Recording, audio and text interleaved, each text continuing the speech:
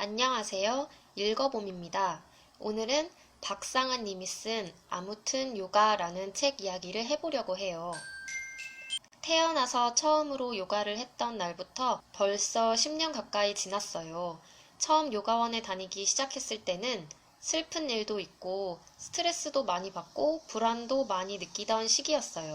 그런데 요가를 하고서 마지막에 사바 아사나를 할 때면 몸도 마음도 편안해지는 느낌이 정말 좋았어요.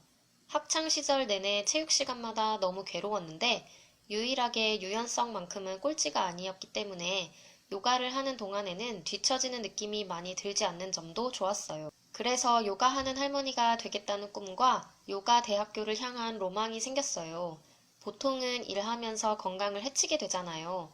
하루 종일 앉아 있거나 컴퓨터를 너무 많이 해서 거북목이 되거나 끼니를 거르거나 늦게까지 깨어 있어야 하거나 술을 많이 마시게 되거나 해서요. 그런데 요가 강사는 자기 건강도 챙기면서 다른 사람 건강도 챙겨줄 수 있으니 좋은 직업인 것 같았어요.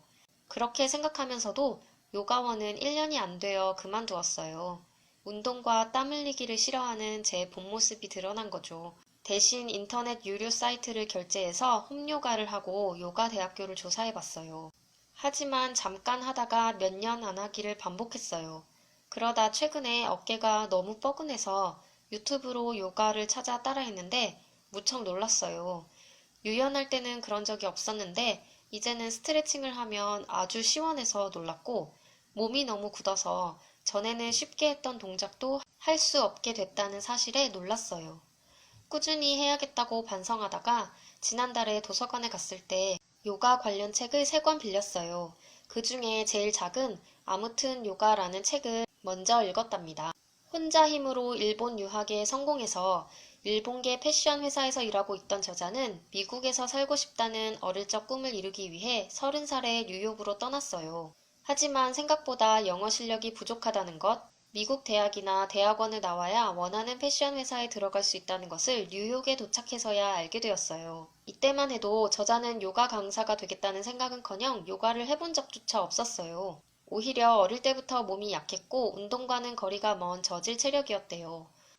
그런 저자가 요가를 시작하게 된 건 정말 우연이었어요. 물가가 높은 뉴욕의 비싼 영어 학원에 다니느라 돈이 없어서 남는 시간을 어떻게 보낼지 고민이라고 했더니 친구가 요가원에 데려갔거든요. 그런데 그 경험이 무척 좋아서 매일 요가를 다니기 시작해요. 90분짜리 요가 수업을요. 제가 다녔던 요가원은 한 번에 30분 정도 일주일에 두세 번 가는 거였는데도 힘들 때가 있었어요. 그래서 저자가 정말로 저질 체력이었던 걸까 살짝 의심이 들었어요. 토플 학원과 요가원에 다니면서 알바를 한 지 3년이 지났을 때 아무리 해도 오르지 않는 토플 점수로 괴로워하다가 우울과 두려움에서 벗어나기 위해 저자가 잡은 지푸라기가 요가 강사 자격증이었어요. 뭐라도 하자는 마음으로 뉴욕에서 꾸준히 해온 비크람 요가의 강사 자격증반에 등록해요. 하지만 영어도 잘 안 들리는데 강사가 되려는 마음도 없다 보니 공황장애 증상이 나타나는 등 과정을 끝마친 게 신기할 정도로 고생하게 돼요. 그런데 고생 끝에 수업 시연을 하고 자격증을 따고 나니 정말 요가 강사가 되고 싶어졌대요. 그 뒤로도 첫 수업을 망치는 바람에 한동안 수업할 기회를 얻지 못한 이야기, 혼자 SNS 마케팅을 해보려고 노력한 이야기, 요가에 미친 사람이라는 소리를 들어가며 수련한 이야기 등을 읽다 보면 뉴욕의 요가 강사라는 멋진 모습 뒤에도 숨은 노력과 고통이 크다는 생각이 들었어요. 플로리스트라는 직업이 청순하고 예쁜 이미지지만 실제로는 힘을 많이 써야 하고 자주 다치는 일이라는 것처럼요. 요가 강사가 되고 싶다면 여러 기관 중 적당한 곳에서 일단 자격증을 딴 후에 워크숍을 많이 들으라는 유튜브 영상을 본 적이 있어요. 아무튼 요가의 저자도 그런 방식으로 뉴욕에서 요가 강사가 되었어요. 자격증을 수집하듯 비크람 요가, 비냐사 요가, 테라피 요가, 키즈 요가 등 종류별로 수업을 듣고 자격증을 땄어요.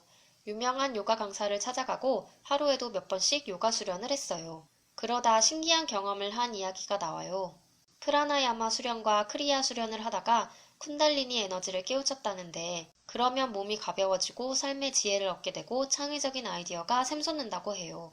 하지만 준비가 안 된 상태에서 그런 경험을 하거나 제대로 된 지도 없이 그런 경험을 하려고 하면 부작용이 생길 수 있대요. 그 말을 보고 예전에 본 무협지와 중국 무협 드라마가 생각났어요. 많이 보지는 않아서 정확하게는 모르지만 어떤 경지에 이르려다가 잘못하면 주화인마에 걸린다는 내용이 있었던 것 같아요. 저자가 저질 체력이었는데 30이 넘어 시작한 요가로 요가 강사가 된 것도 신기하지만 영적 수련에는 관심이 없었는데 보통 사람은 하기 힘든 경험을 하게 된 것도 신기해요.